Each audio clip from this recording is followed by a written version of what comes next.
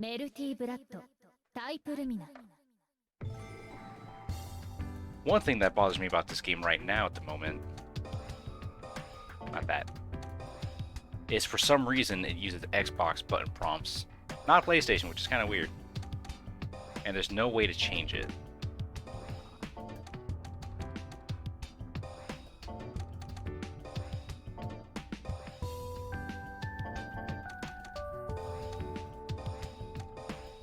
There we go.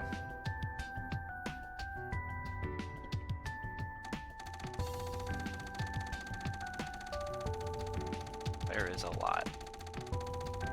Let's do it.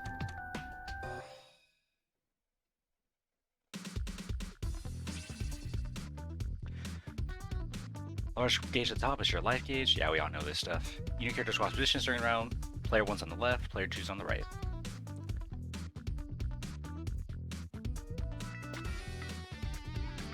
Success.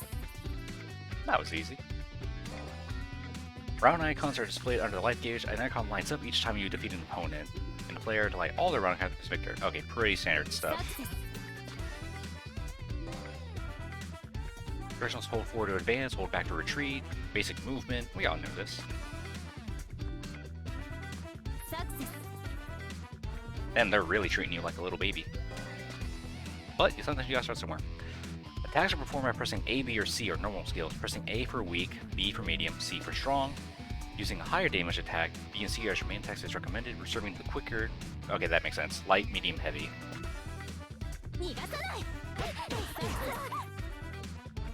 So it's kind of like a whole Blaze Blue kind of setup. Then you'll have to hold crouch for down, but pressing 1 or back left for crouch is recommended.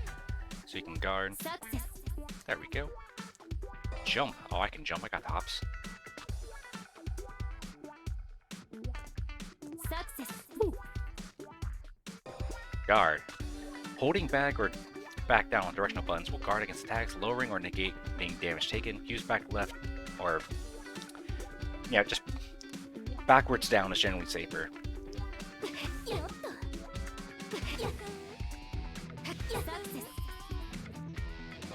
Throws.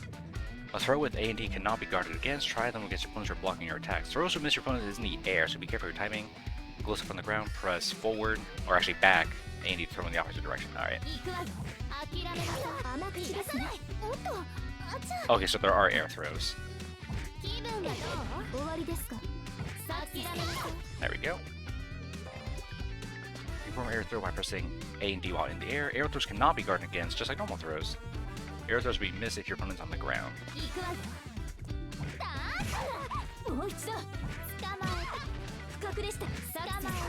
Easy peasy. Rapid beat. What's this? A rapid beat is a series of attacks that are landed by repeatedly tapping either A, B, or C. It is usually a powerful combo skill. Perform a first line attack with A, B, or C, then continue to tap the same button. Oh, it's an auto combo. A rapid beat can be performed in mid-air. Tapping A results in A, aerial B, aerial C. Aerial throw. Tapping B results in B, C, then aerial throw. Then doing a C does C, then B, then aerial throw. You tap the button after knocking opponent airborne while rapid ground beat the common air grab. There we go. Timer. The number at the top of the center is a timer. When the timer reaches 0, the round is over and the player with the higher life wins. It is set to infinity on the tutorial, but will display a number between 99 and 0. Okay, so 99 is the default. If you find yourself losing, often due to timer running out, practice using combos that complete opponent's life gauge quickly. If you find yourself with a higher life gauge, the timer runs out to run out. It might be a good idea to let the timer run down instead to force attacks. Well, I can't really think of a moment where it's very rare for a high-level tournament play to end in round time overs. But it happens. Magic Circuit. The gauge on the bottom left and bottom right of the screen is the Magic Circuit. Player's 1 gauge is on the left, player 2 is on the right. Magic circuits are used to activate powerful skills such as EX specials. It fills up as you deal damage, as you deal or take damage. Magic Circuit 1's for player 1, then player 2 at the bottom right. Moon icons. The circular icons on the upper left and upper right are the moon icons. Player 1's left, player 2's right. Moon icons are used to activate powerful skills such as Moon Skill and Moon Drive. It fills up as you deal or take damage. Okay, but how do I use them? Dash, I already know this. Quickly press forward on the directional button twice to perform a dash. Use this to move forward quickly. Or you can just do A and B. Oh, forward A and B. Back step. Then do the same thing but backwards.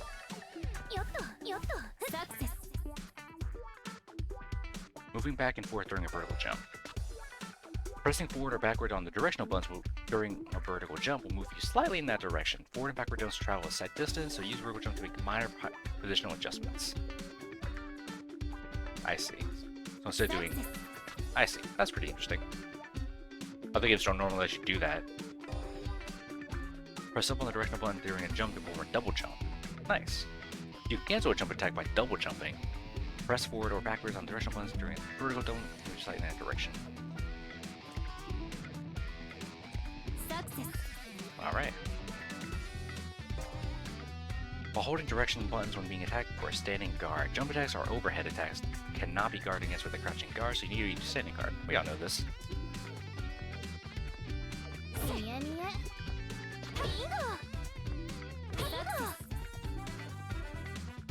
Pretty standard stuff. Holding the directional buttons one when being attacked for a crouching guard. Crouching guards are good basic guards against low attacks. Standing guards cannot defend against. However, you will get hit by overheads. I thought we already did this. Perform air guard by pressing 1, 4, or 7 in the air while getting attacked. It allows you to defend yourself against ranged weapon attacks, ranged weapon and jump attacks while jumping, but beware, most of the attacks on the ground cannot be defended against with aerial guard.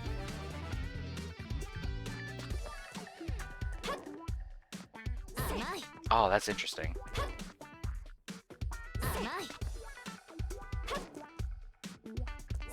Hang on.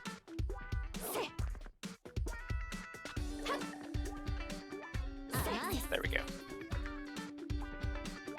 So we're gonna just hold back. Pressing the D button will put up a shield that will negate an opponent's attack. Holding D will put up a continuous shield. If your shield is more effective, the fuller your moon icon is. Your moon icon fills when you shield successfully and decreases when you are unsuccessful. Be careful, your moon icon will deplete over time as you hold shield. Okay, so it's kind of like flawless defense almost. There we go. You can use standing shield by pressing D while standing. You can't nullify overhead attacks with the crouching shield. So rely on standing shield when your opponent's in the air. Same thing. So flauntless defense, but just standing.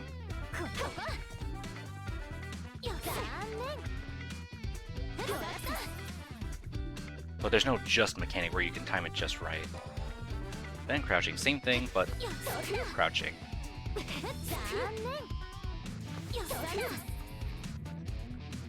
Aerial shield, same thing but in the air. However, if you fail, you will only be able to move until you land. Ow. Oops.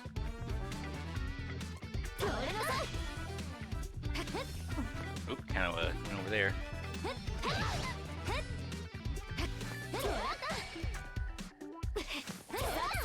There we go. Shield counter. By pressing attack button after successfully shielding, you can counterattack with a shield counter. Entering A or C for combo skills, B to perform a surprise attack from behind, or B and C to use moon icon for an invincible rush attack. There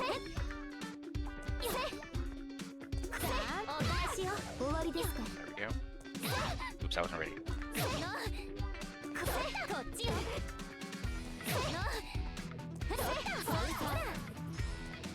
So it's kind of like a rock, paper, scissors. You can choose which one you want. Recovery. When you take damage and are blown back, hold the attack button to perform a recovery. And as you become temporarily invincible during recovery, you can evade any additional attacks from your opponent. Oops.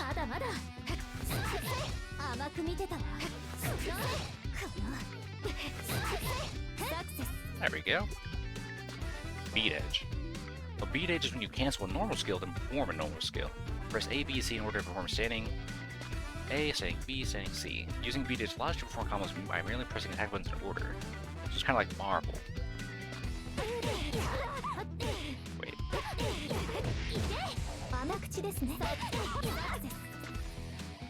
Almost. Order.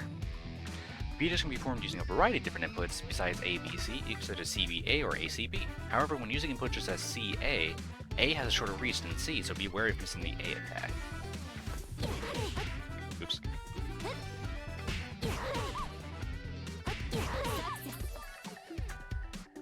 Beat edge restrictions. You can't perform the same skill twice during beat edge, so if you put the same normal skill, it leads into rapid beat. Input C to C, C, C, C. And notice how starting second C leads into rapid beat instead of standing C attack.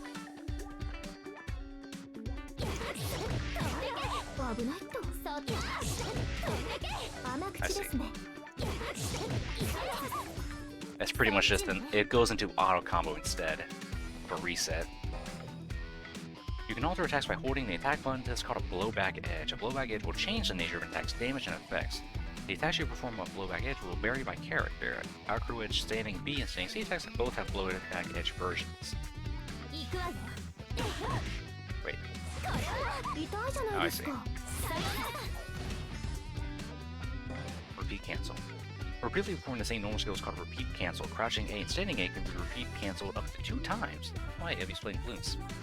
After initial hit, standing A can be repeat canceled by pressing the button while holding back on the directional buttons. Repeat cancel is useless since it allows you to go for combos with the same. Go through combos with using attacks with small openings.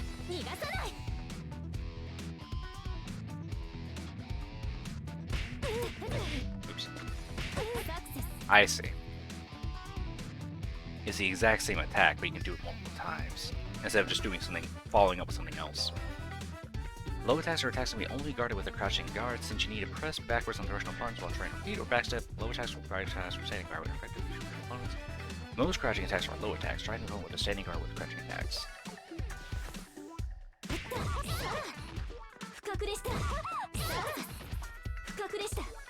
Overhead. Can only be guarded with standing guard, called overheads. We all heard about this. Most jumping attacks are overheads, try holding opponent with the crouching guard with jumping attacks.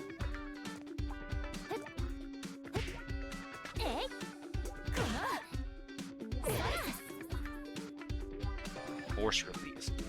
Pressing all 3 with at least 1 full gauge of magic circle will activate a force release. Using all magic circles will give you heat mode power up and will recharge our life gauge. So kind of like sparking. You can activate force release while you're guarding an attack, recovering life, force release for your opponent. Is there a button that allows me to do all 3 at once? Yes, left trigger. So right trigger is A, B.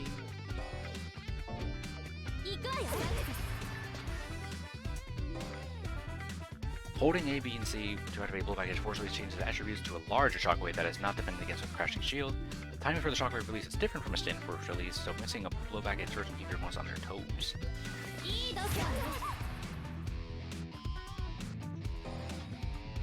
The portion of life gauge can be recharged through force release is called a vital source, or blue health, or red health, whatever game it's from. The portion of damage you take remains on your life gauge as vital source. Recovering life gauge using force release is a very important battle. Find yourself losing battle with the vital source still remaining, try to use force like... Oh, it just tells me that, doesn't let me do it. High jump, quickly press down, then up, so you can perform a high jump. Interesting, it doesn't do it in place, it forces you to go forward. Press forward twice in mid-air to do aerial dash. And you can do it backwards too. Like here. Oh, you can jump out of it too. Tech throw. If you press grab at the same time your opponent grabs you, you do a tech throw.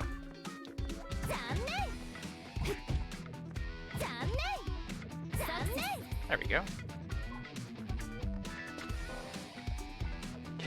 Continuously press A, B, or C to perform air recovery or ground recovery, depending on if you are airborne or on the ground recovery becomes available. If you continually press D, you'll perform a ground recovery and not an aerial recovery. You'll be invincible for your time after an aerial recovery. You can also cancel it by falling using aerial maneuvers. You'll be invincible until you land after a ground recovery. However, you cannot cancel it by using aerial maneuvers. You can instead go for near right using forward recovery. Oops.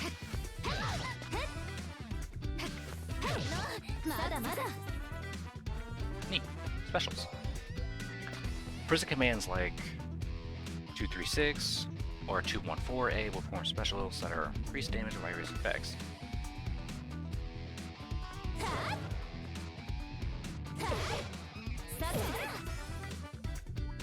Moon Skill.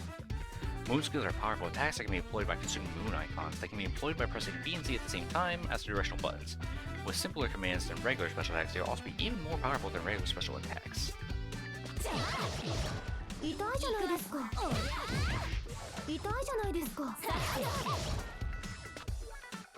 EX Special. An EX Special is a more powerful version of special that uses one full gauge to perform than using them by performing special with C instead of A. EX Specials are more advanced than normal specials, dealing more damage against one opponents.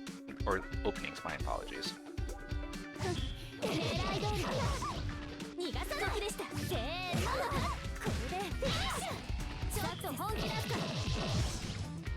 Neat. Moon Drive. Entering B and C when your moon icons are 50% or more will use the icon and give you a Moon Drive mode power-up. In this state, your moon skills get a power-up and will gradually build your magic circuit. By activating the Moon Drive leaves no openings and you can move at the same time as your opponent. Try using Moon Drive when you want to take a moment to assess your opponent's actions. When you activate it, the moon icon will turn red. While activated, you can jump, aerial dash, and arrow backdash at one additional time. Holy crap. It's powerful as it gives you more freedom of movement than air than usual. Not all other games can do that. Using aerial backdash or aerial dash, triple jump and see what kind of moves are possible.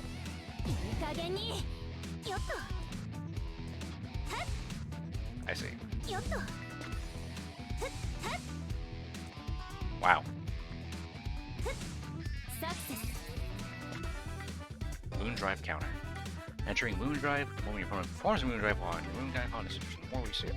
Blech, that's kind of a mouthful. The moment your opponent works Moon Drive on you while your Moon icon is hit your somewhere. Using the icon to activate a Moon Drive counter. This allows a transition into Moon Drive without openings by canceling your previous action. Arcuit's Hadouken A, then back A is a combo that leads to an opening the opponent will activate Moon Drive.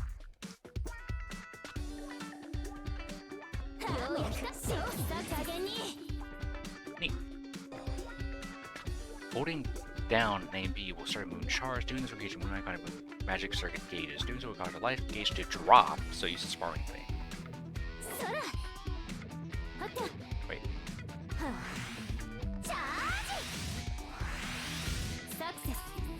Oh, I see. My health went down like a little tick. Arc Drive. An Arc Drive is an extremely powerful special that uses 3 full gauges to perform, using them by pressing Hadouken B and C on heat mode, or you have at least 3 full gauges. Due to their invincibility, window, and high damage, they are ideal for turning the tide of battle.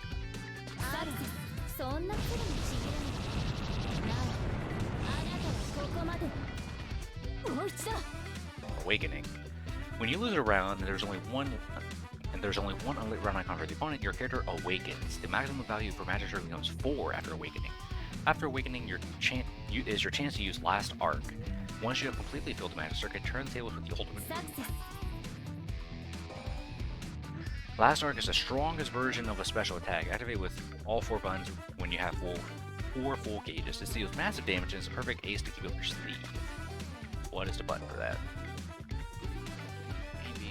Maybe. Oh, it's off. Well, every other button's kind of being used.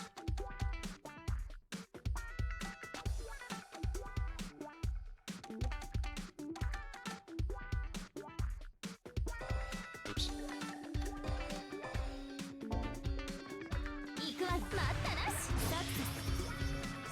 It's not too hard to push them all.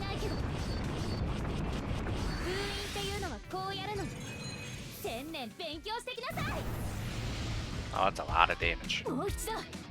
Blood Heat. Man, there's a lot of terms. A force release with A, B, and C when you have 4 full gauges will put you in Blood Heat. The last arc can be activated when your shield successfully while in Blood Heat. Oh, that makes it easier, actually.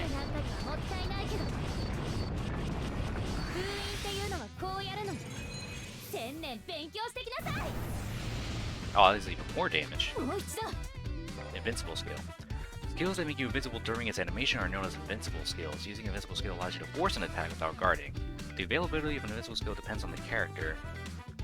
Rekka B and Rekka C are Arcuit's Invincible Skills. You'll know if you use Invincible Skill as an announcement when you play. Give it a try.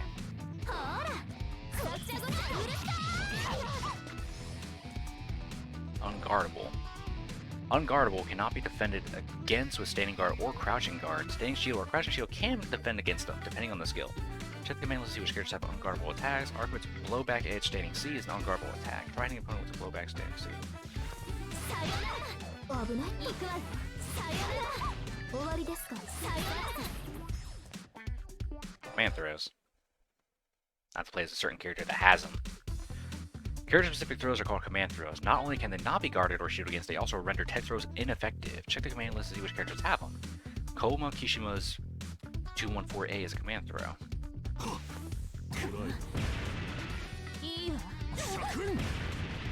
たまにはねたまにはね Super Armor. Super Armor is a state where you do not get knocked back after getting hit by an attack. We all know that.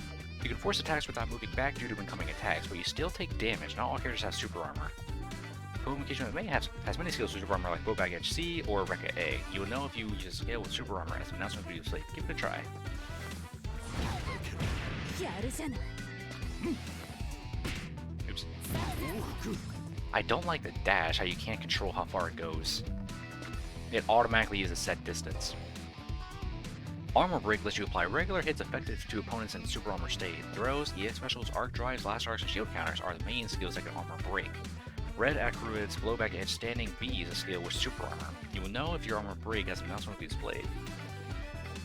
バルサたまにはね行くわよ Hang on. 行くわよ不愉快ね Oops.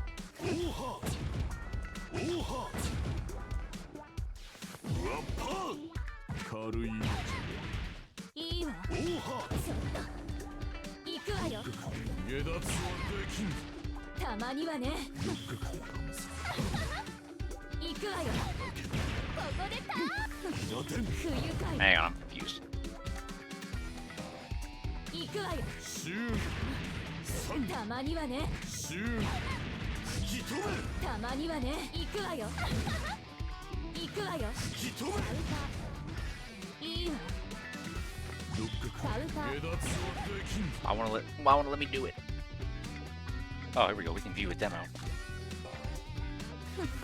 バルタシューたまにはねバサバルタいいわ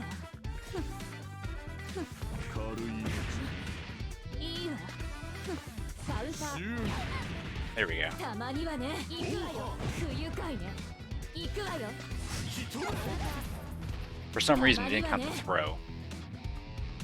I had to do it when she was doing it. Counter hit. Oh, different character time. Landing an attack at the one step of a skill counts as a counter hit. Damages opponents by hitting counter to hit back further than usual, making it easier to land additional attacks. Try hitting a standing C at the onset of your opponent's standing C. So, hit her at the same time she's doing it. Announcement will be displayed if successful. The trick is to press C just before your opponent does it. せやバルタ Oops.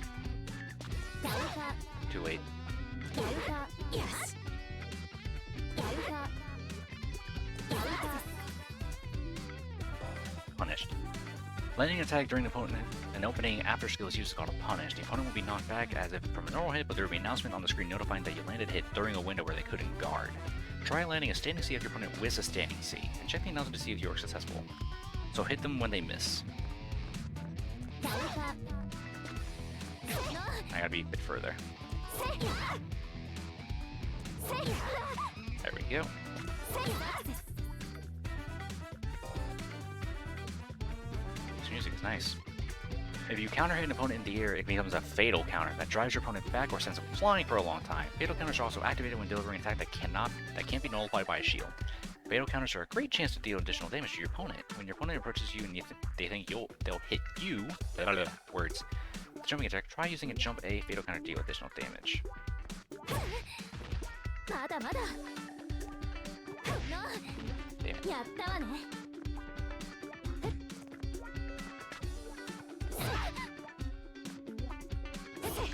そちらに潰れちゃえフ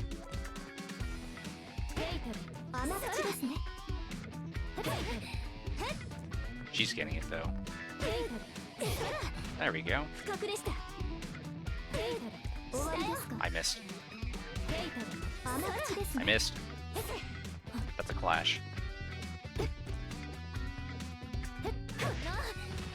まだまだ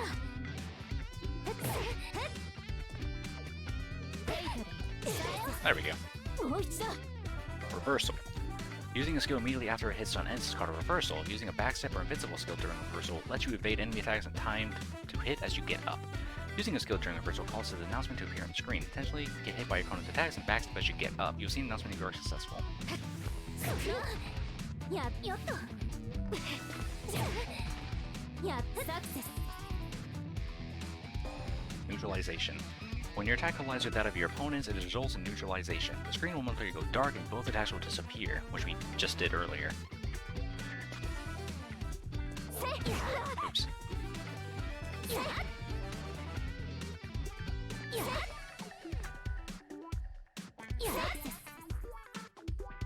Neutralization, or just clash, or tech, whatever. Chip damage. Oh, we all know that. Specials and moonskills still deal a small amount of damage even if it's guarded against. This is known as chip damage. Be aware that chip damage cannot land the final blow. Okay, this is one of those games that do it. Well, a lot of games do it recently. Certain games you can kill with chip damage, like Third Strike. But now it's just, you really gotta land a hit.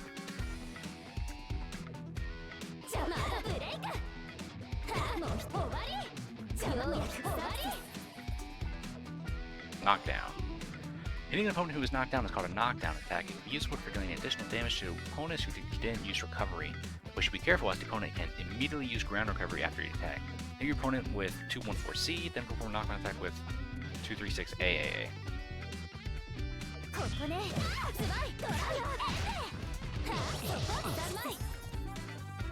Got it. Whiff cancel.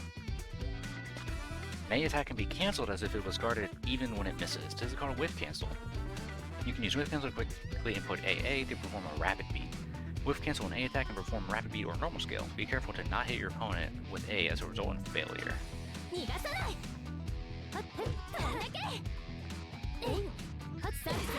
Interesting. That's actually pretty handy. It is also possible to whiff cancel attacks with a shield. There's a powerful technique since shields can be used to follow up an opening. However, there is a limit to its use, as a whiff cancel shield cannot have its effects extended with long press. Try quickly pressing shield to use a whiff cancel shield after misstanding A or crouching A.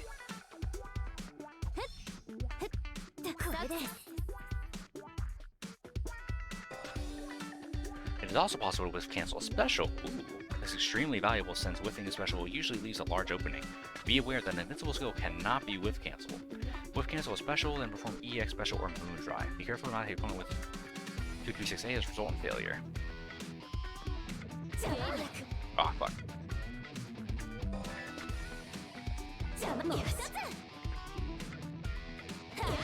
Damn it. Let me just do it from here.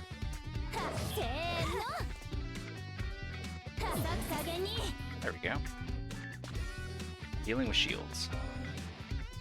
Since you are unable to detect throw while shielding, throws are very effective against shielding. In addition, just as with guarding, standing shields do not protect from low attacks, and crouching shields do not protect from overheads. If your opponent is using crouching shield, aim to get them with throw or jump attack.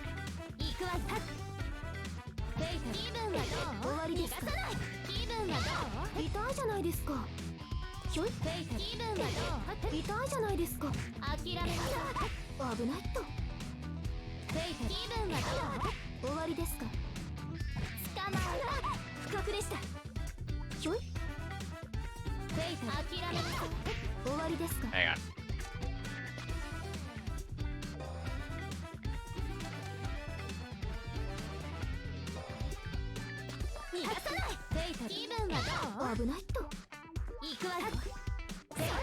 I see.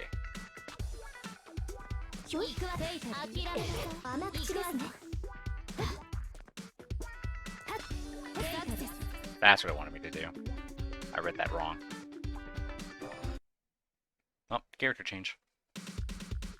Using standing B or standing C as an effective counter to crouch shield from opponents, they are not defended against by crouching shield and deal chip damage, even if they are not overhead attacks. The blowback edge version can also deal fatal counters. Steel's standing C can be used with blowback edge. Try any opponent with using crouch shield with standing B or C, or blowback edge standing C. Watch it break the counter shield.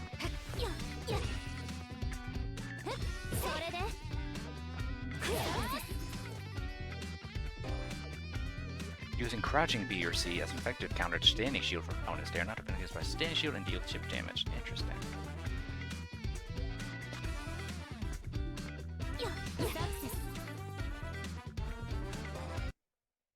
Character change. There are certain defensive and offensive tactics that their shield has made attacking ineffective. You can cancel an attack made ineffective in shield by pressing shield, which allows you to prepare for your opponent's shield counter. Try using C attack against your opponent when they shield, then try making the shield ineffective with shield counter A.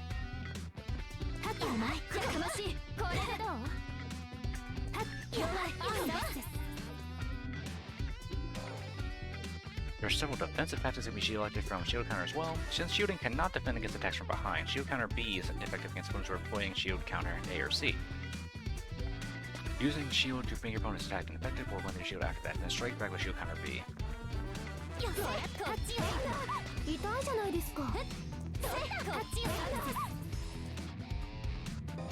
Man, there's a lot. A powerful defensive tactic that can be used after shield is shield counter B and C. Shield counter B and C can also be used with shield when a shield has made attacking ineffective. You can take advantage of an attack fight in a way that avoids your shield counter. Use the C attack against your opponent when they shield for a shield counter, then try fighting back with your C.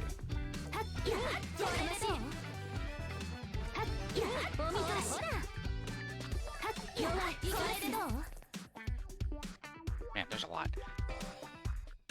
If you perform a shield to nullify a moon skill, arc drive, last arc, force release, or invincible skill, your opponent is unable to cancel it out with a shield. So when you success in shielding against one of these actions, you can definitely aim for a counter attack.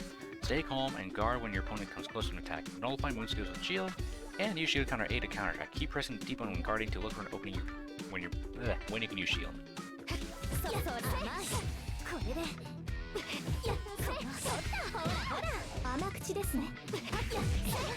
Hey, I was guarding. I disagree.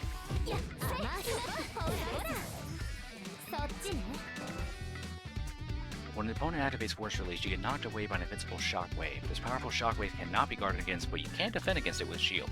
It also has a narrow horizontal attack range, so you can evade it by creating some distance. The opponent will activate Force Release after guarding an A attack, so use shield to defend against the shockwave.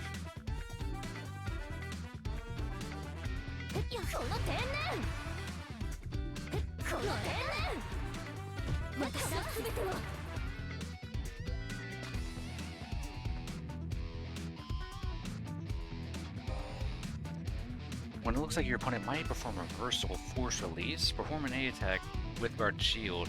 With cancel shield is effective. You can cover yourself from the shockwave with a Force Release shield while launching an attack.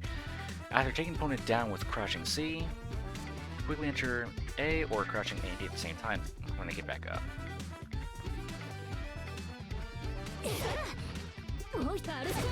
Great.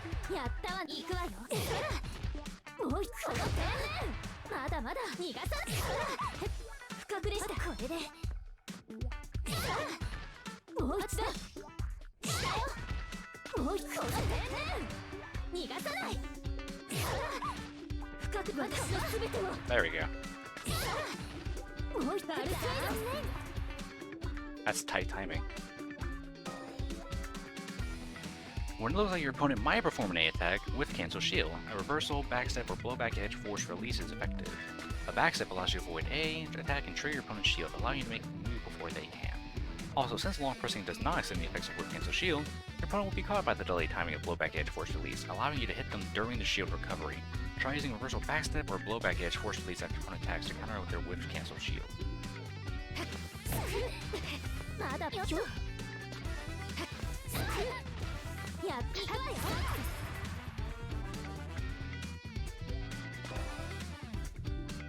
Opponent's skill. Utilize skills such as dash, air dash, and double jump to quickly close the distance while dodging opponent's attacks. Try getting close to retreating opponent using one attack to deal damage.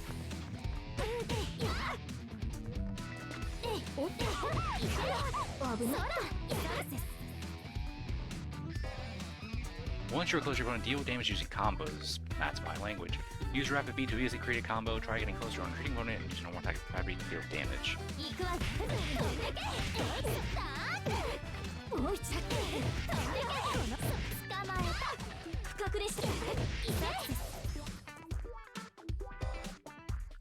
As you become more familiar with the game, practice using combos with EX specials and arc drives. It deals tremendous damage with just one combo, and will bring you closer, much closer to victory. Try getting close to a retreating opponent using a normal attack link to EX special or arc drive to do massive damage.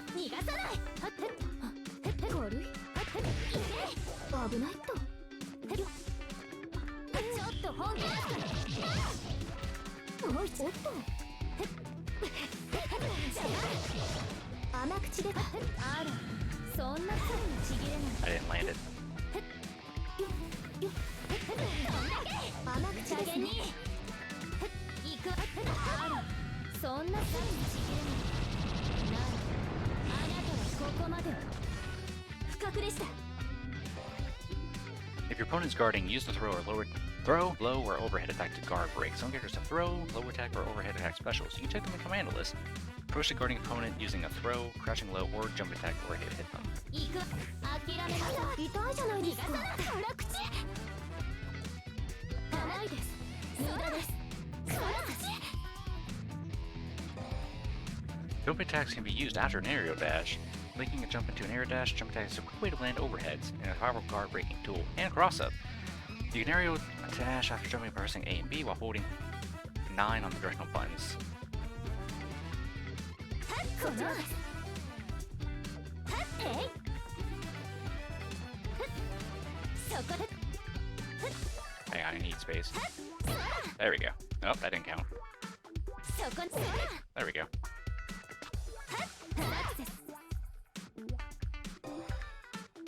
Jump attacks can be cancelled with an aerial dash, even if they get guarded. Linking an aerial dash jump attack after being guarded lets you perform successful overhead attack. Allowing your jumping C to be guarded and link into an aerial dash jumping C, the key is to perform an initial jump C closer to the ground. So you cannot jump over your opponent.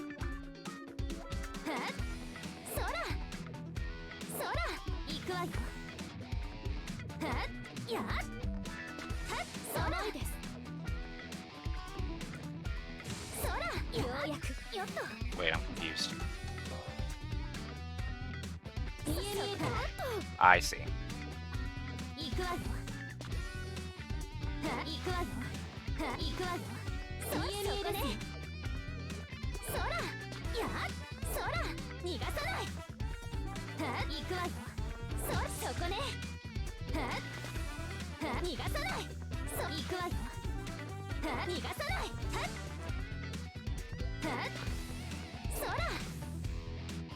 I need to see that again.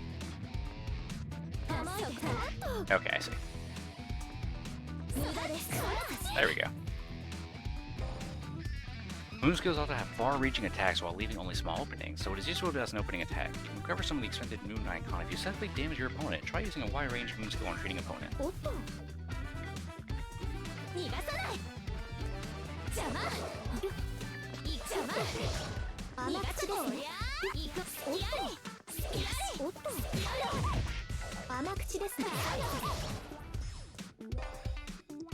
Always be aware when your opponent is shielding. Using standing shield if they are in the air and crouching shield if they are on the ground. Using aerial shield may leave it open, so you may only use it when you're sure it will succeed. Determining where the opponent is attacking from, use standing shield or crouching shield accordingly.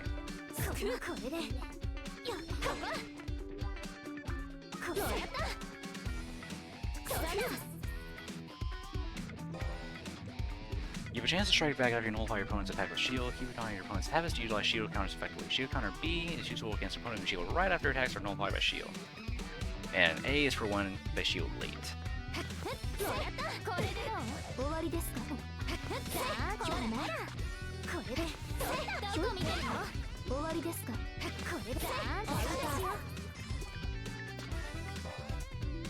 You can start moving right away with smaller openings by canceling normal skills. Their special is by activating Moon Drive.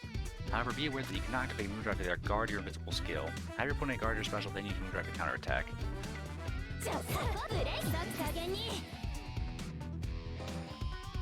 They provide invincibility until it is activated and can be used to interrupt. You can attempt to counterattack with shields and invincible skills after using Moon Drive. Try using Moon Drive as your guarding attack. Note that pressing B and C while pressing 4 or 1 on directional buttons activate the Moon skill. If you see an opening attack during Moon Drive, try to counter with an invincible skill. I had it. What?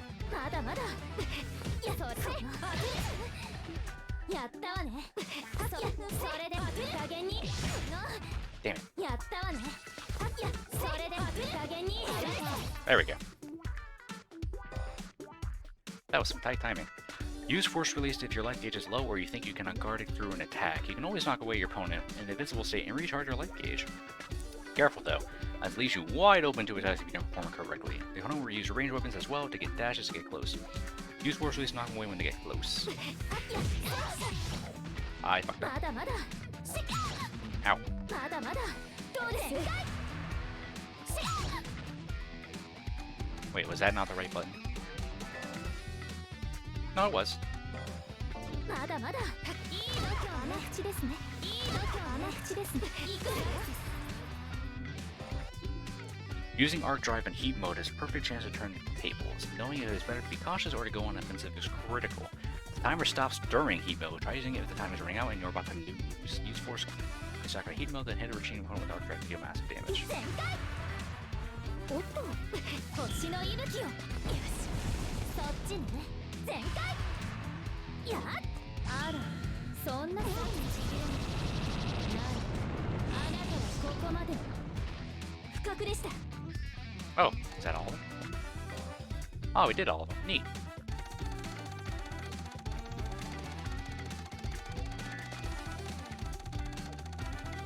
That's everything. Nice. Gain money. I don't know what to do with that money. Maybe it's for this?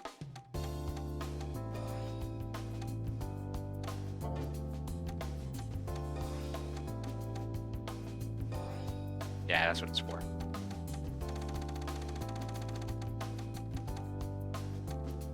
That is orange, and I do like orange.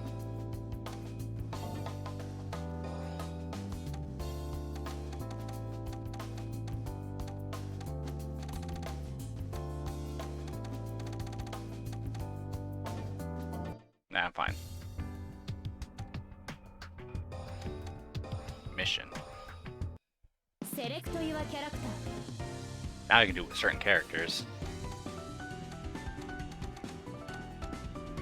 任せてみんなやっつけちゃうから Oh, that's a lot.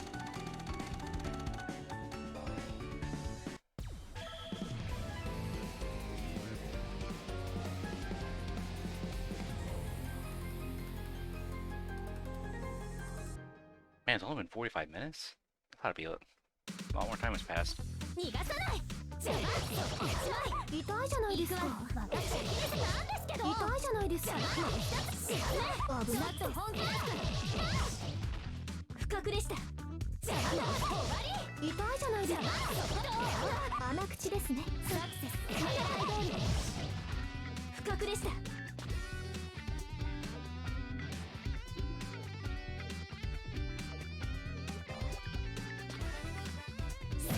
甘口ですね I don't like that it doesn't automatically move to the next challenge. 何やってるの逃がさないもう一丁痛いじゃないですか弱者に壊してあげる痛いじゃないですか Let me show my input display. That way people can follow along. Ah, there we go.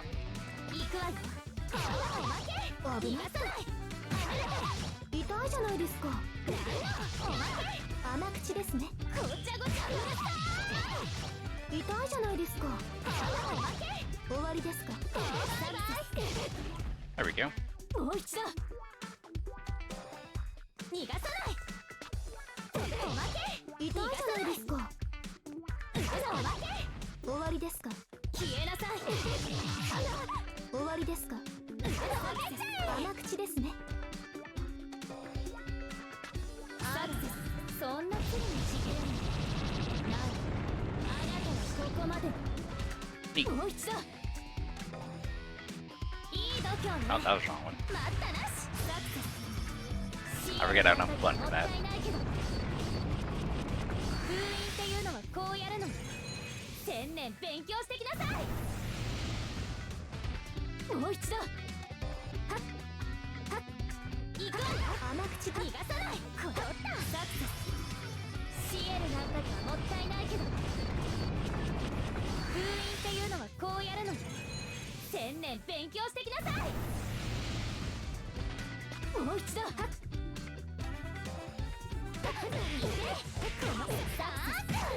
不覚でした Never thought this game would have auto combos. 不覚でした飛んでけもう一度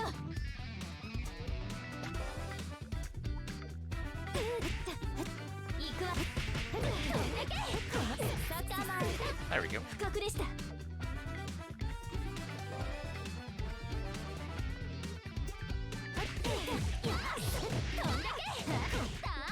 I messed up. もう一度終わりですか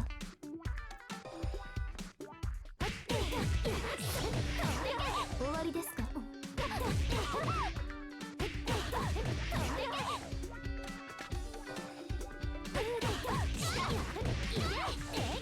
捕まえたもう一度 JC.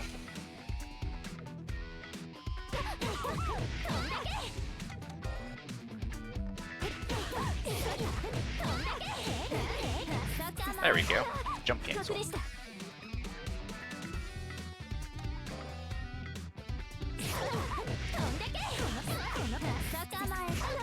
Easy peasy.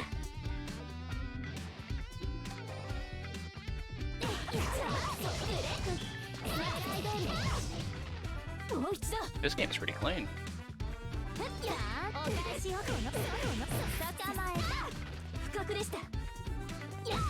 Hey. 星の息吹を残さない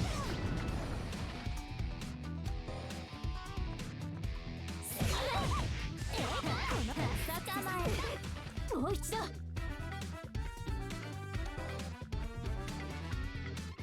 見える終わりですか上よ痛いじゃないですか甘口ですね上よ終わりですか見える飛んでけさあもう一度諦める飛んでけさあもう一度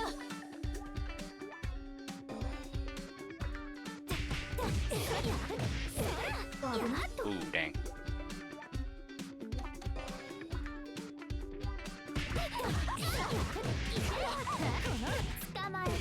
Hang on.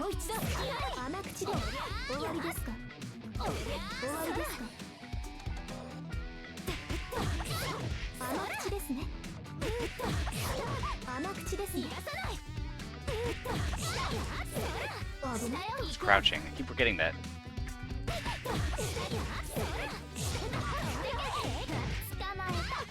Ah, I did B, not C. I thought it would just be B all the time. B, C, jump cancel, B, C, throw.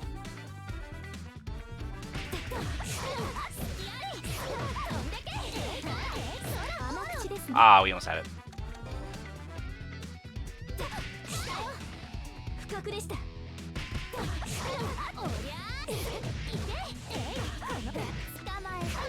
What? 深くでした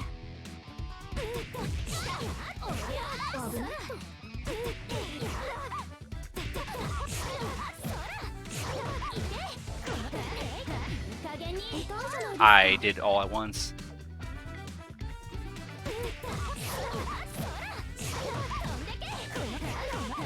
There we go. I had like a big brain fart. Wait, that's the wrong one. Oh, I had that.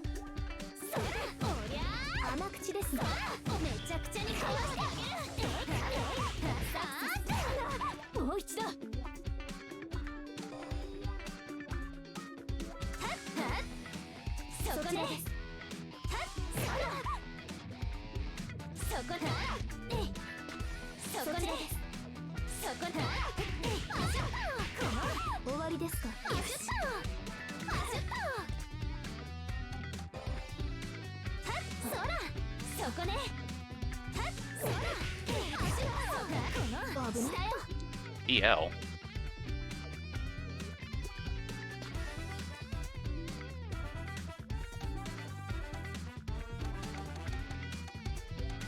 I don't know what that means.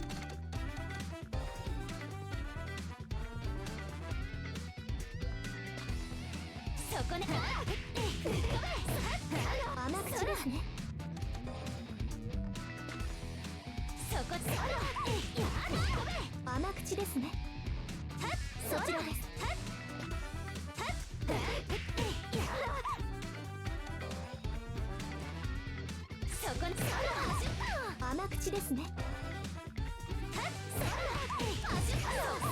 終わりですか。潰れちゃえ。 I see.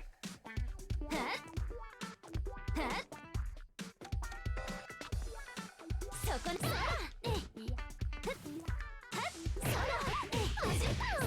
痛いじゃないですか。ようやく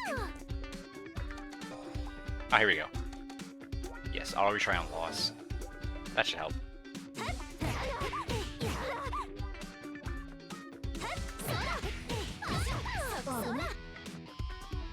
そこねそらそこねそこ危ない。 Here we go.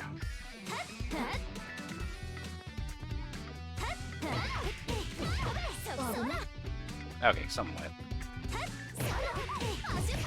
危ない危ない。甘口そこ甘口 Let's view the demo. 終わりですか。 Interesting.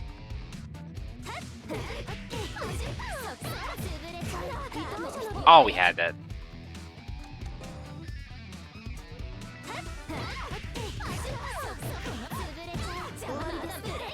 Damn, she's recovering too fast.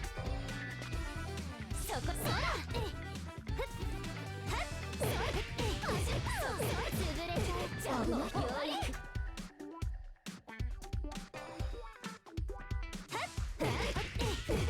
終わりですか。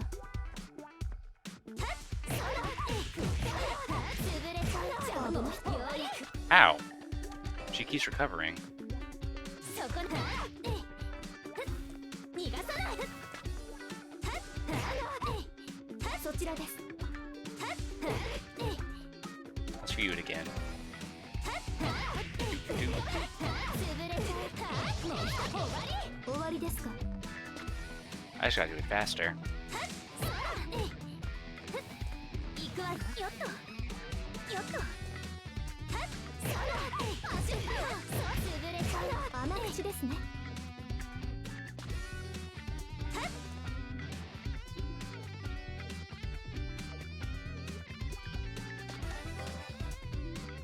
そこねそらよっとそこね Damn it. よっと不覚でした。よっとそこねそこねそこね甘口だよ。そこねそら潰れちゃう。安心ですね。そこねよっとそこね潰れちゃう。もうようやく Come on.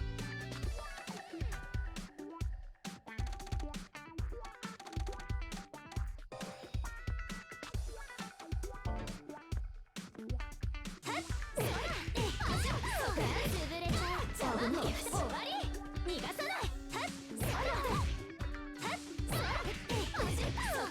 れちゃう。なんですけど。潰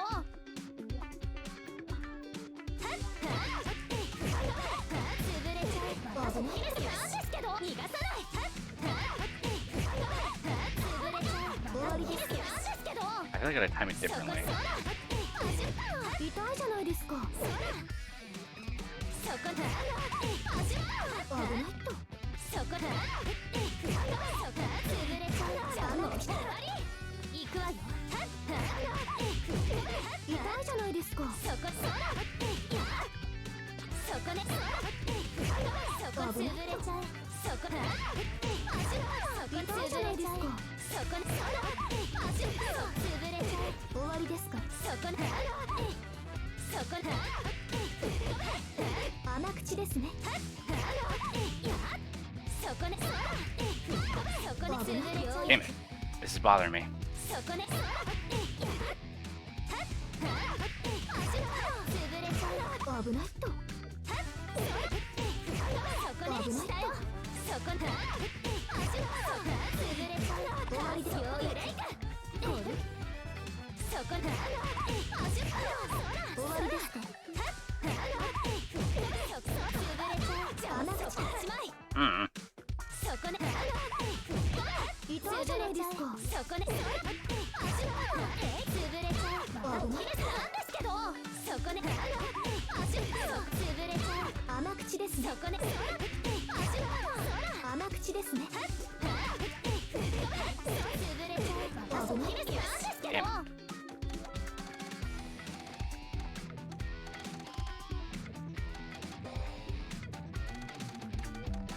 Oh wow, it's just those few left.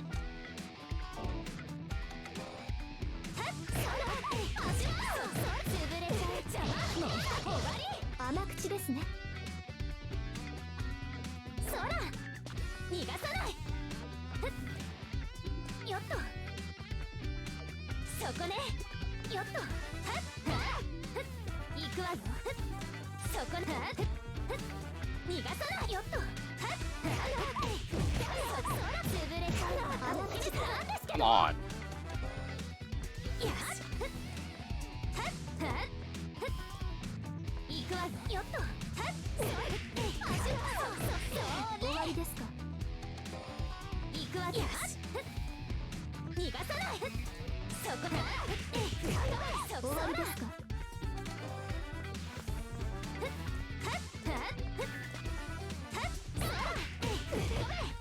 終わりですか。そら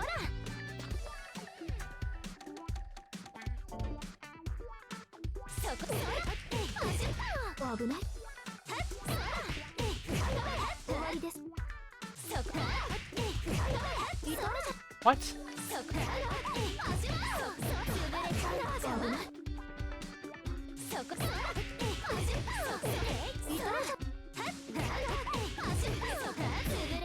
終わりです。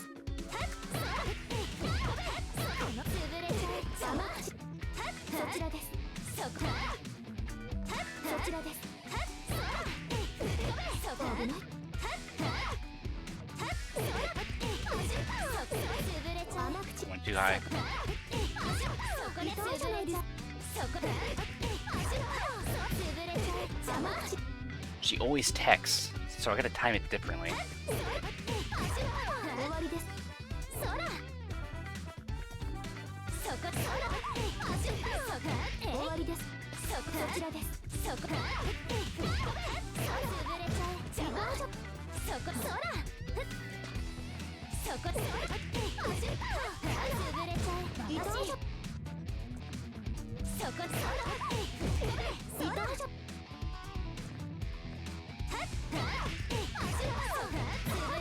終わりです。そこ危ない。よっとそこそら終わりです。そこ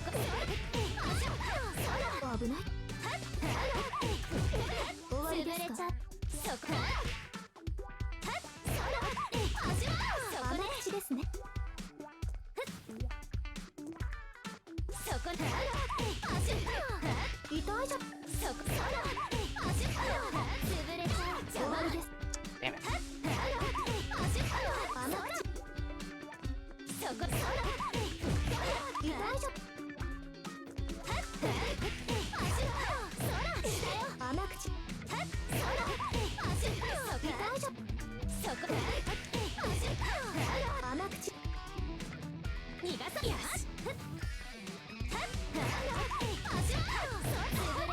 甘口。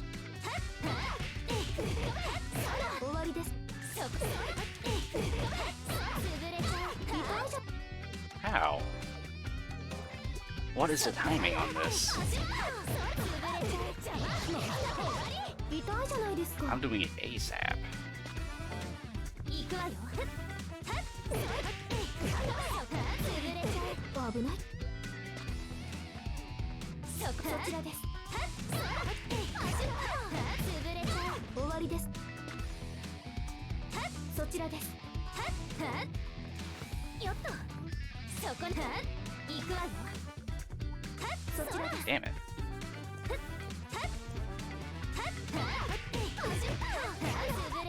終わりです。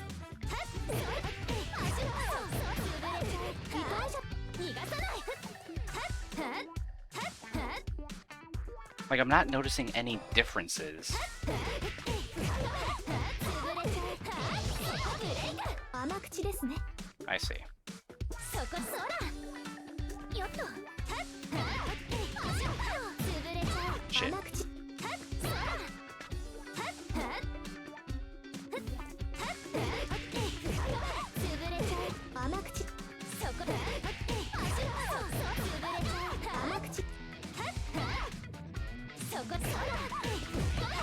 潰れちゃう。甘口。 Mm. そこね。はっはっ。潰れちゃう。甘口。そこ。潰れちゃう。よし。はっそら。はっはっ。潰れちゃう。終わりです。よっと。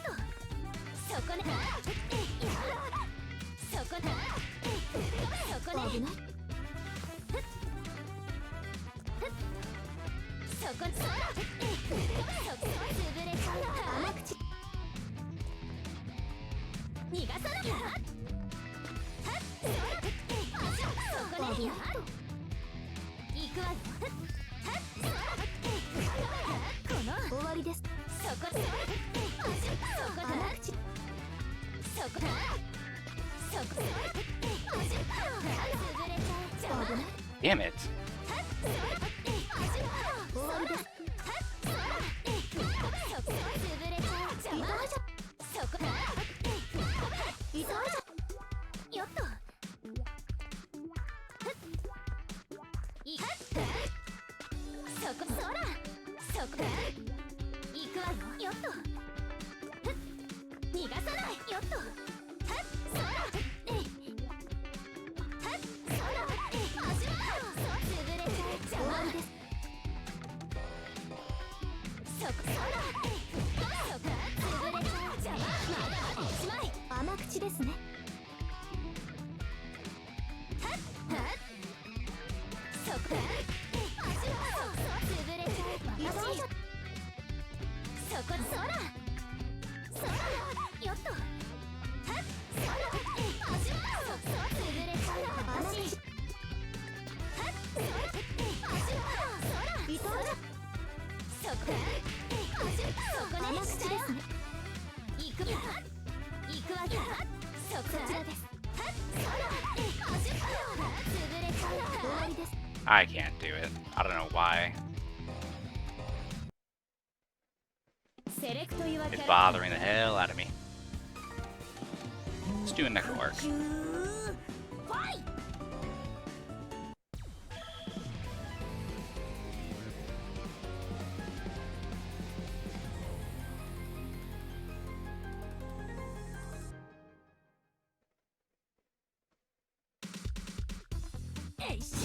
やば。坂井ルミナス。 Such a fun character, and I love it.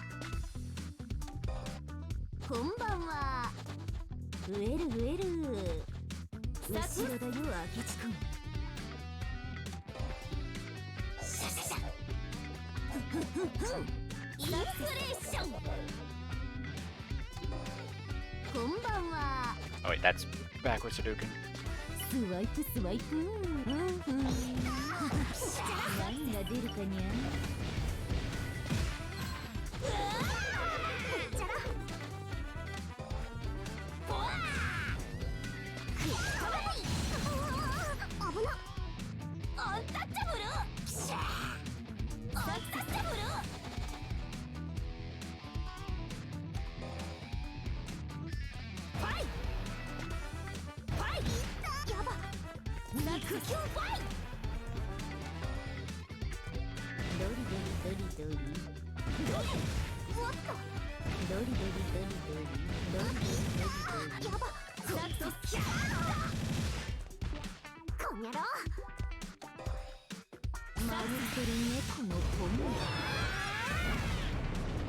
まだまだだよ。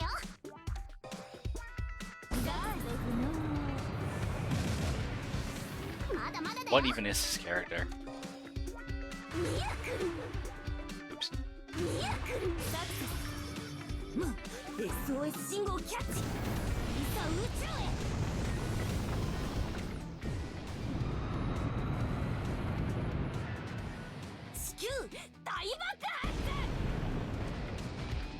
What?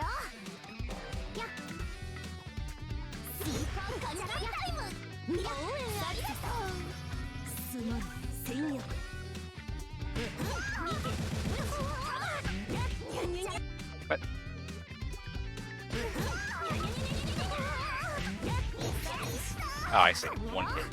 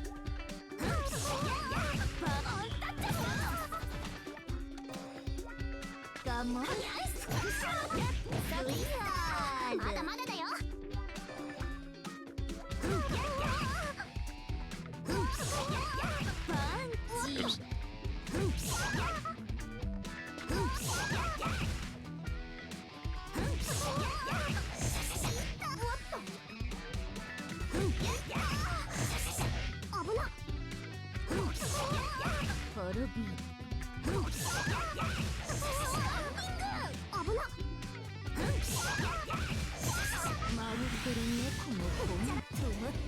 Oh, that's a hitter.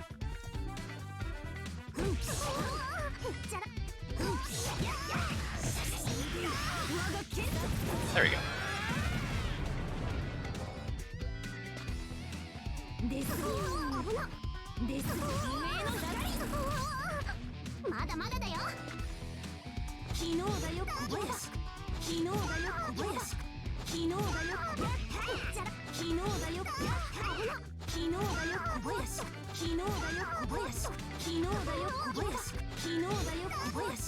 Why isn't doing it?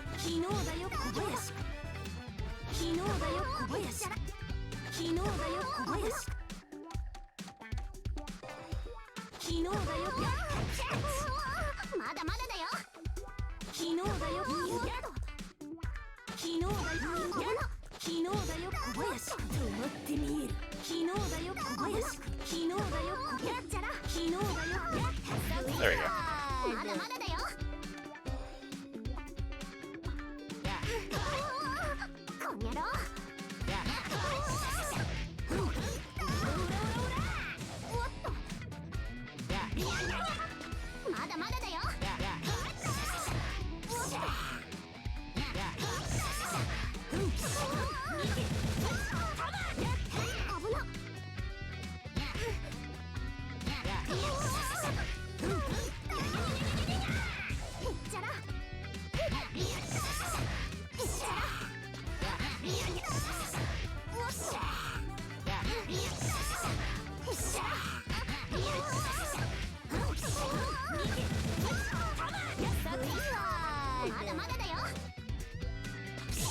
What the hell is BE?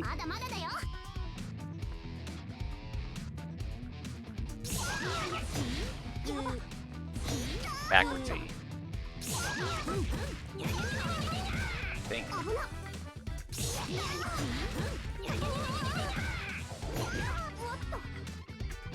That's crazy. Oh.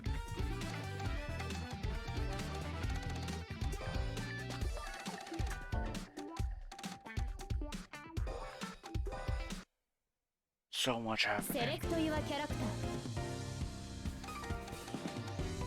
Oh, it's a nice climber's character. I assume.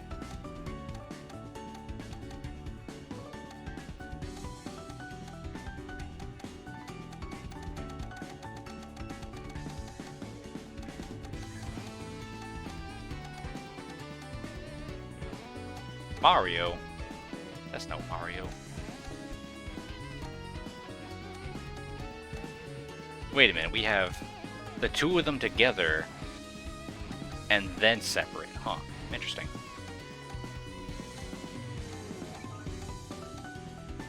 気楽にしなやかに行きましょう。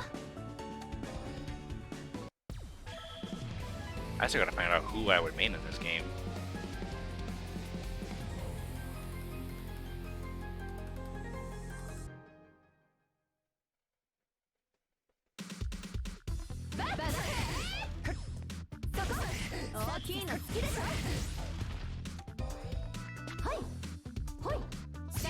Ooh, she has orbs. Not my kind of character, to be honest.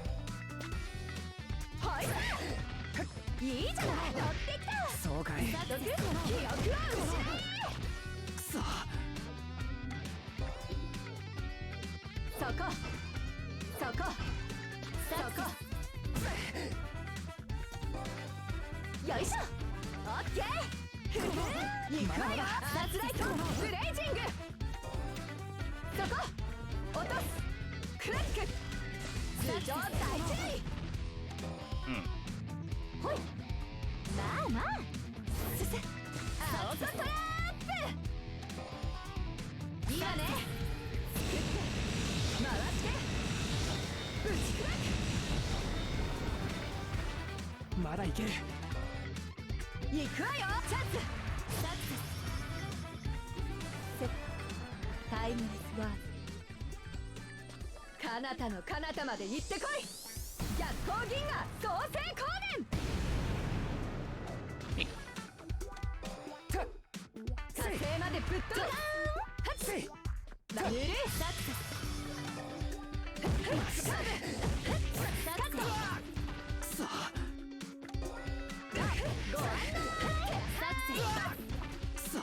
I didn't think this game would even have auto combos.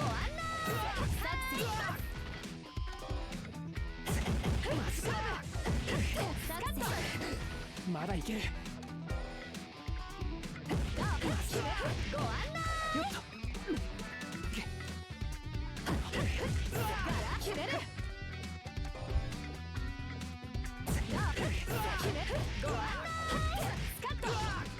まだいける。よっと。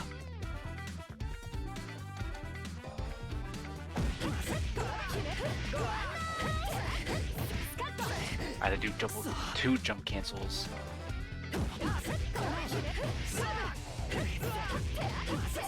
Ah.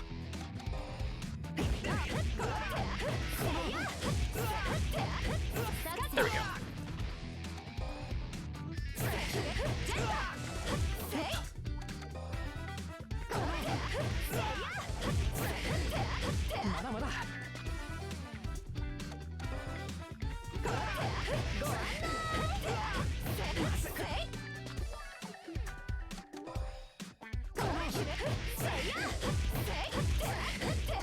Dang it.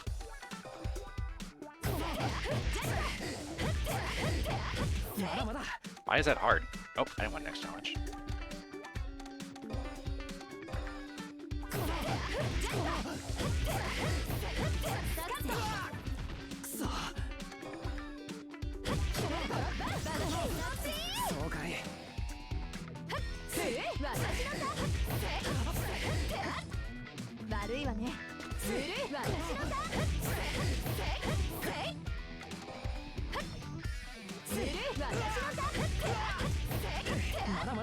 Weird.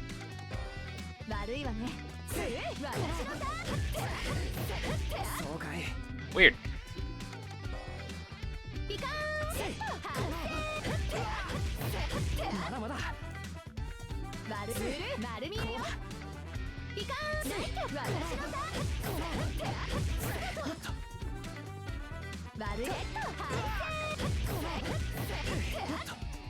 Why doesn't it reach all the way?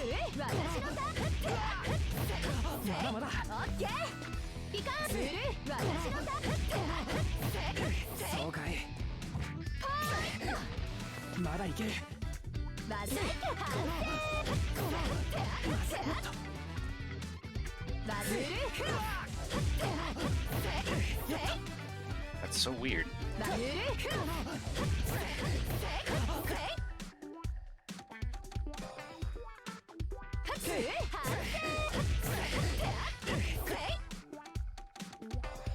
This character isn't for me. Hmm. セレクト your character.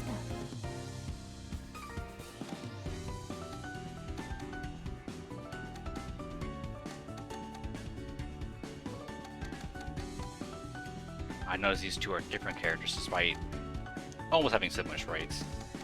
But she has a skirt.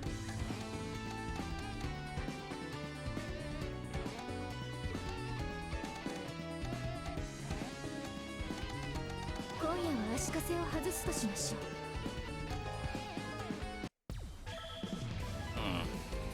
I'm more of a rushdown kind of guy. I'm no grappler, I'm no projectile or zoner. 風間仕上げです。やるじゃん。吹き飛べ。分断節ザー。ターゲット。ロック。打ち抜く。やるじゃない。ケースラッシュ。吹き飛べ。やるじゃん。ケースラピッド。風間吹き飛べ。ラピッド。バリコネ。風穴。やるじゃん。ラピッド。仕上げです。ケースラッシュ。仕上げです。やるじゃない。ケースラッシュ。仕上げです。ケースラピッド。あれやるじゃない。風ラピッド。吹き飛べ。やるじゃない。ケースラピッド。吹き飛べ。ケースラッシュ。あなた。ラッシュ。仕上げです。やるじゃない。風ラッシュ。吹き飛べ。やるじゃない。 This is freaking me out. ラッシュ。仕上げです。ラピッド。やるじゃない。仕上げです。恐れる。 There we go. Weird timing. こうだ。それ。ここでだ。こうだ。やるじゃない。リズム。こうだ。セット。こうだ。セット。いいわ。 Not a huge fan of her inputs. シャフト。シャフト。このまま。倒しきれ。シャフト。シャフト。このまま。倒しきれ。 Interesting. たまにはね。こうだ。それ。こうだ。ピース。こうだ。リズム。 Wrong one. こうだ。リズム。鉄を胸に火を放る。歩く。これであなたがバカで助かりました。 I こ gotta れ figure が it 地球 out. 規模のセキュリティ。旗迷惑なシーズは星の内側にお帰りを。やりましたよ。こっちでしょ。そう、アクション。最終審問。どうぞ敵中継打力をつけましょう。制圧しなさい。サッカー。制圧しなさい。サッカー。制圧しなさい。サッカー。制圧しなさい。サッカー。アルクイド。制圧しなさい。サッカー。制圧しなさい。サッカー。アルクイド。仕上げです。あなたが制圧しなさい。制圧しなさい。あの子出た。 She's not セ doing レ it ク for ト me. ユアキャラクター。 So this guy. やってやる。 Alright, color.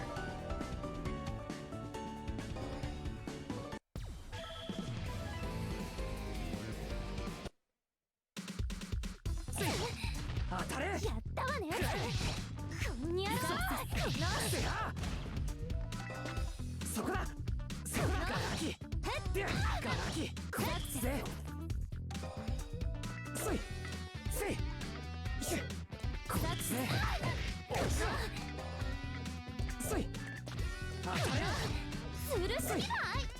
ここは。こうでしょ。 Interesting. 見えてはいるけど。ほどに。やったわね。長引かせるか。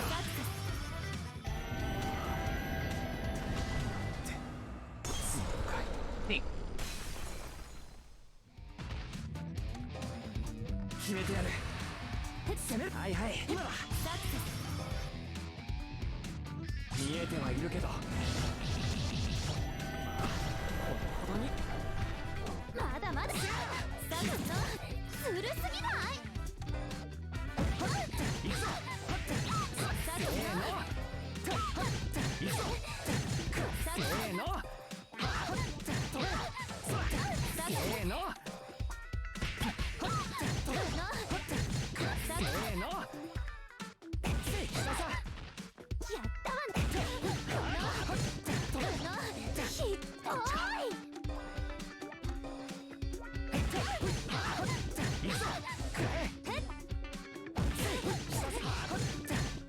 Damn it. Yo, thanks to my PlayStation Plus version, I got Yakuza 0. Oh, nice. We have fun with that.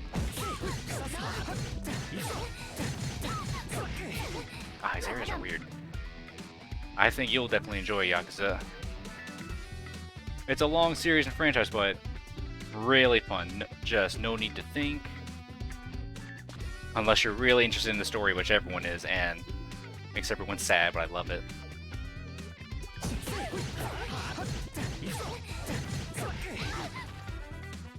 Damn. These areas are weird.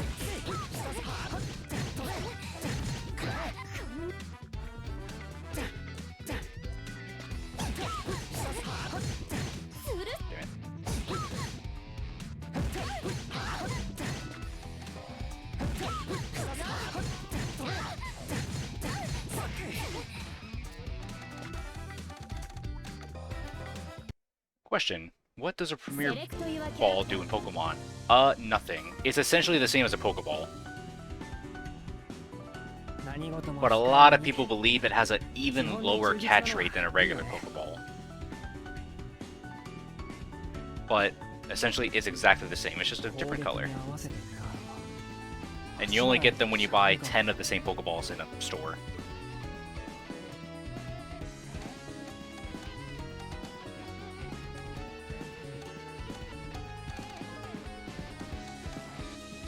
Oh, ever twice. Oh, Powered Seal. よーし、やっちゃいましょう。僭越ながらお相手いたします。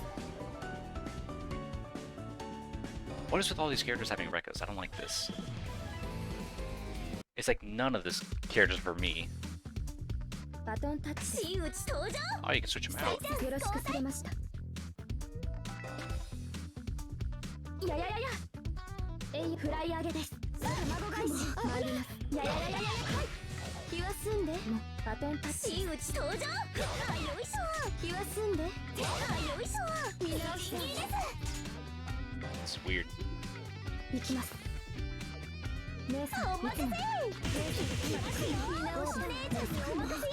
バトンタッチ。行きますよ。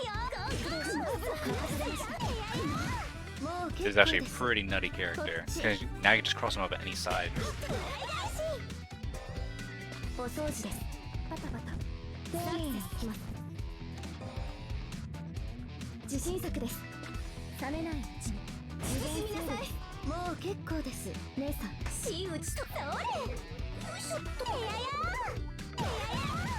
危ない。キラ大医学の犠牲者です。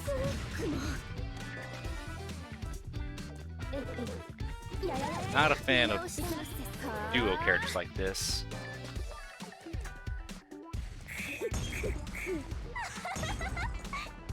大盤振る舞いです。新生水流。システマ守りたい。バトンタッチ。真打ちだから。これで指揮さんを。ご覚悟。ただご覚悟。どうに伝わりこの I have to do it twice every time. とくとご覧くださいます。いけます。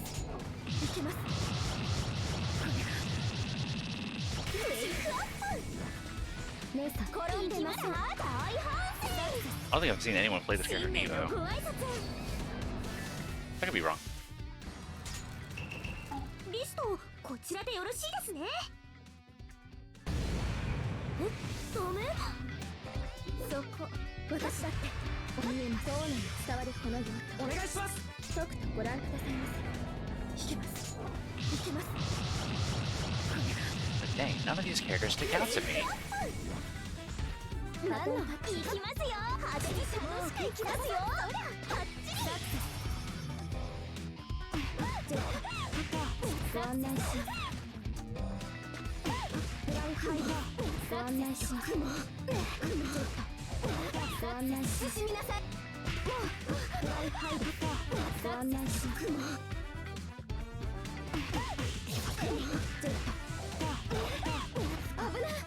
What is up with these aerials? You don't chase them.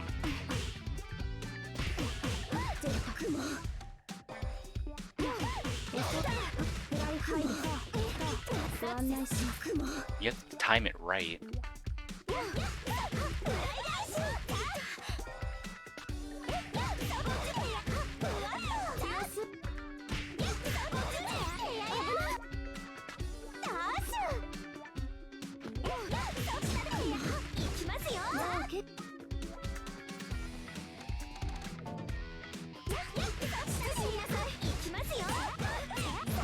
There we go.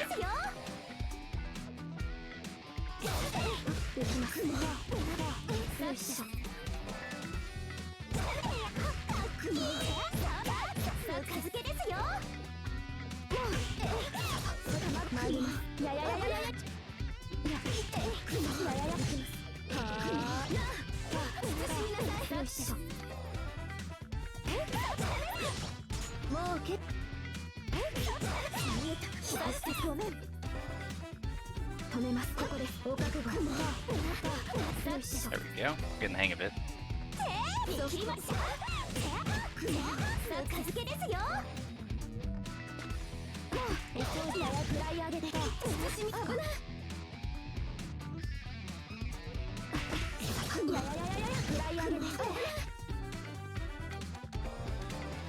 There's gotta be someone in this roster. Nope. Okay, well, technically she's different.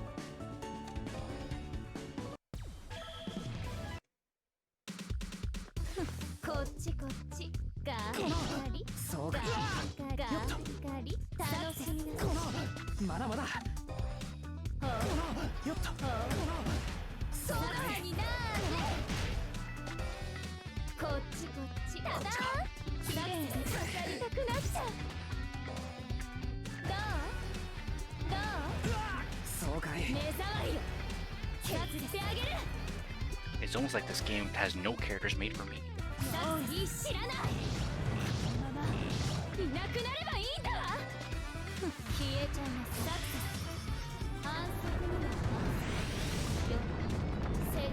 Like, even them's fighting her to have a good roster for me.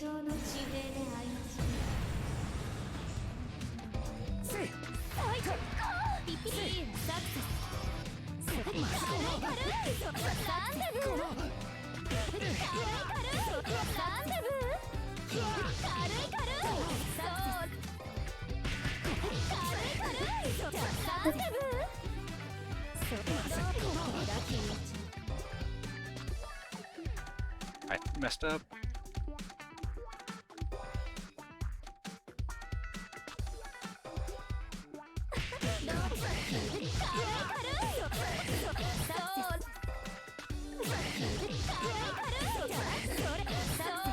I somehow caught that.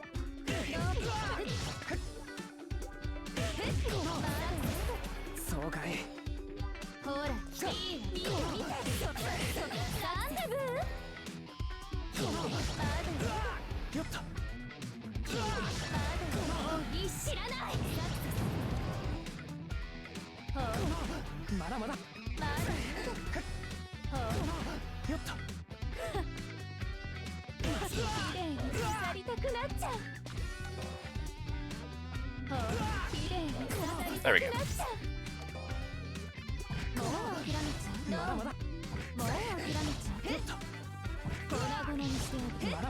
What?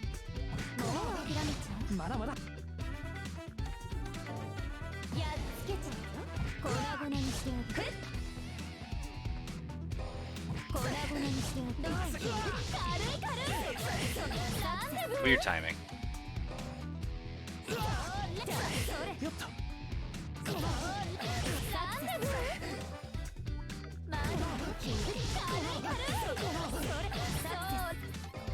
Payment.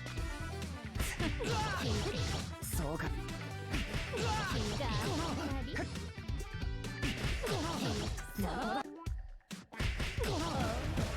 そうかまだいける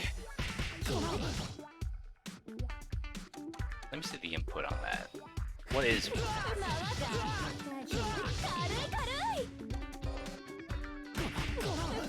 そうかまだまだそうか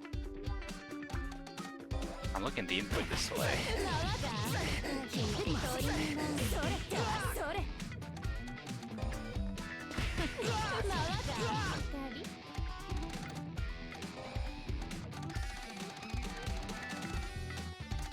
Weird.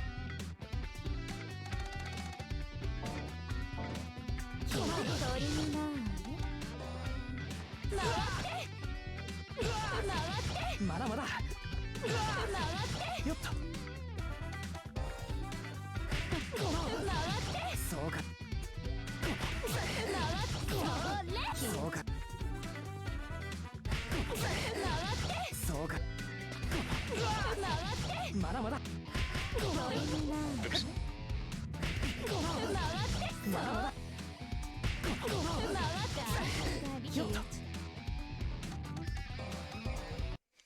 Man, I don't have to find this more on my own time. よし Ew. 表現できる Okay. か決闘になればいいがな行くぞまだまだ首や熱く足を背負え切る背負え貫け顎を貫け Oops. 顎を貫け無理やりシーグル切り仕掛けまだまだ捕らえ仕掛け Right out of the gate, this character's already not for me. どこまでまだまだ行くぞやってくれかかったな実に温かいここはすぐにもらった I don't see it out. もはやこの先はない I'll probably just do one more character of this guy and then call it a day.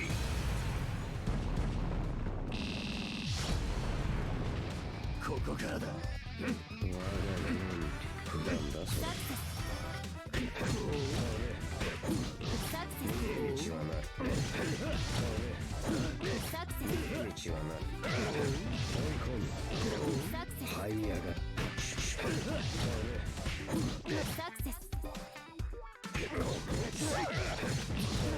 俺のやってや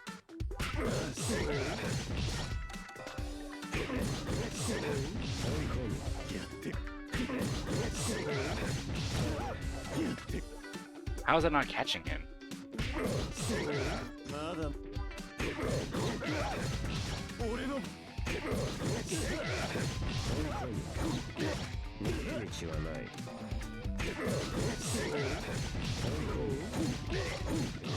這い上がれ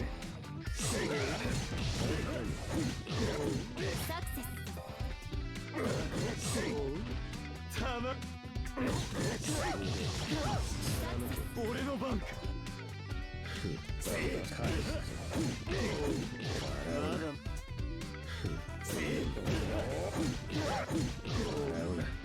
How is that not catching him? 道はない Game is a weird aerial game. たま走実に温かいトライにたぎる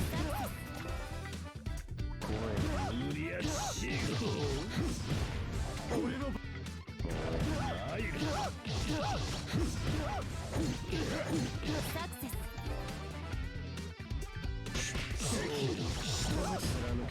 You're asking me for a 3C? Oh man.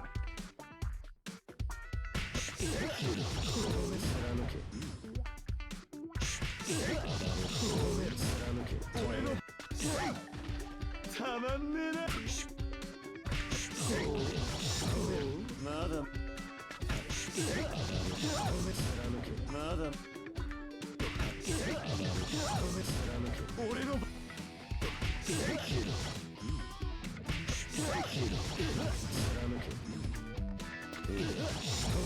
まだまだ俺の番か暴れる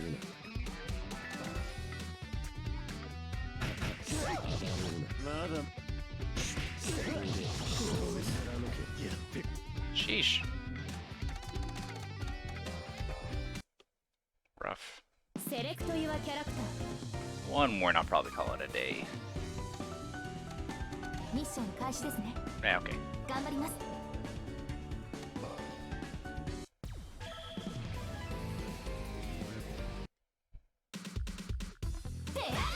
許すか。なんかしたら打ち払う。バッシュやってくる。ナイス行きます。アーツブロックブロックなんかした。 Man, this game loves record inputs and I don't like that. やってくれたにゃ。なんかした。トライアングルトランスファー。バッシュ。制圧。やってくれた。なんかした。 None of these feel like a rush down to me. 前にネタークさん。オープンコンバット。 Like, there's not a single character that fits that bill. フィニッシュ。 Well, I mean, some. But I'm not a fan of them.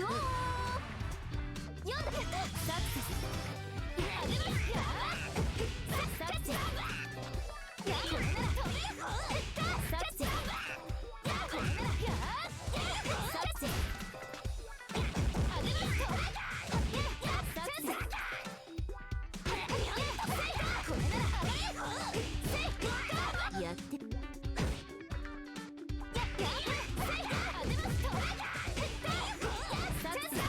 You gotta jump early.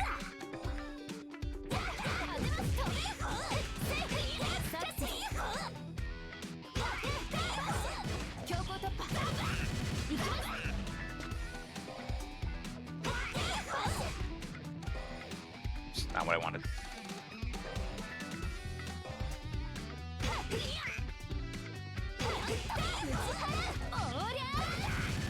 That's grounded.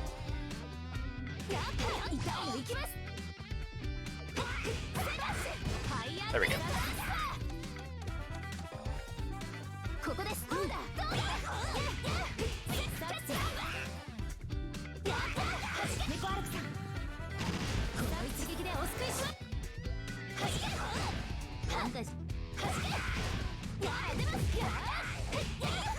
I jumped cancel by accident.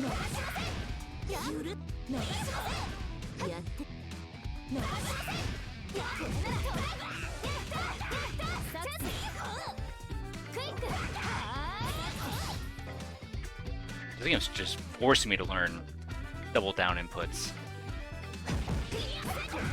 Damn, this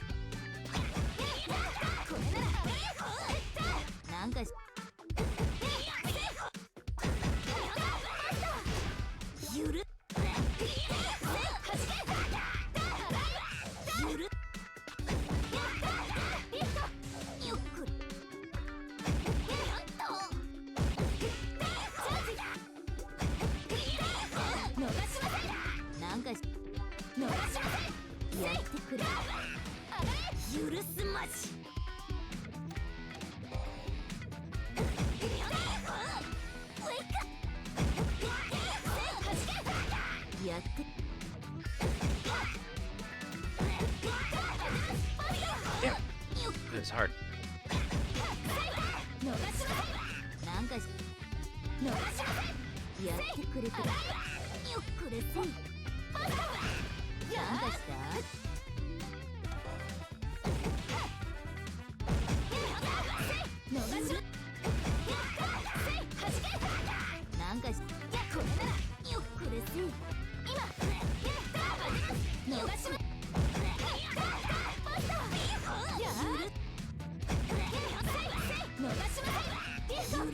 She's not getting hit by it.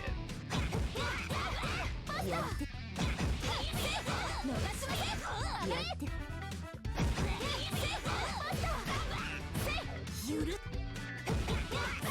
れならなんかしなんかし逃しませんやってあれこれ当てますよチャンス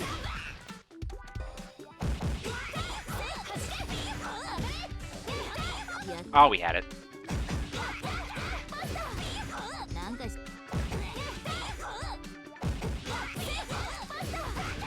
ゆる逃しませんなんかし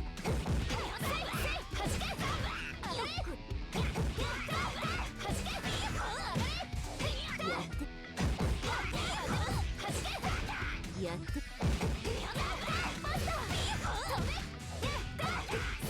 That didn't count? よっこれせいやってむくなんかし逃しませんなんかしたやって Damn, this is tough.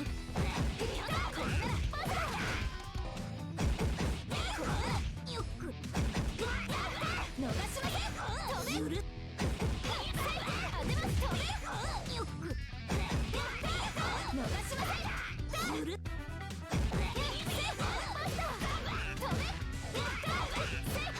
That didn't count?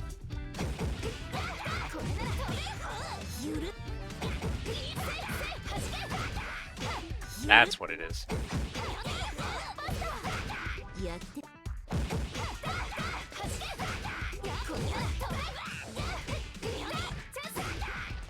Oh, come on, I did do it. よっこやってよっこ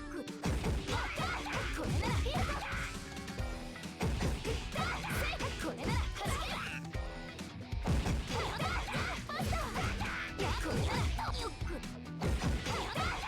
よっこ逃しませんなんかし逃しません逃しませんこれならなんかし Dang, my hands are losing memory.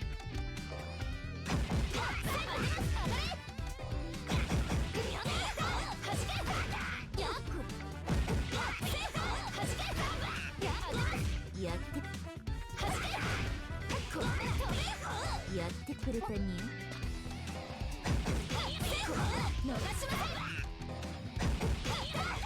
これなら Dang it, this is tough. やってなんかし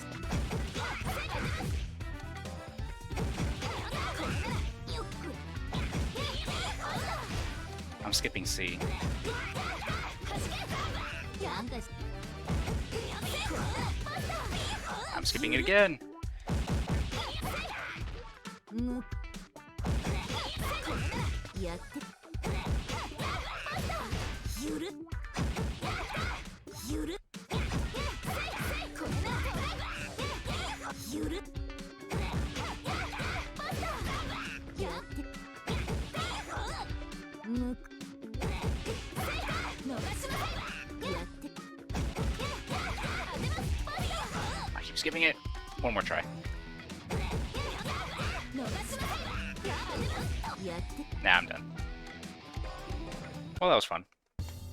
What an interesting game.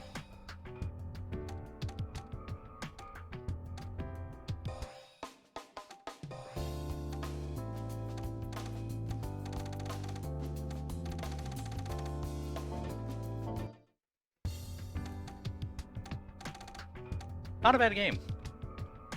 But I don't know who I would main. But if anything, that's gonna be for me.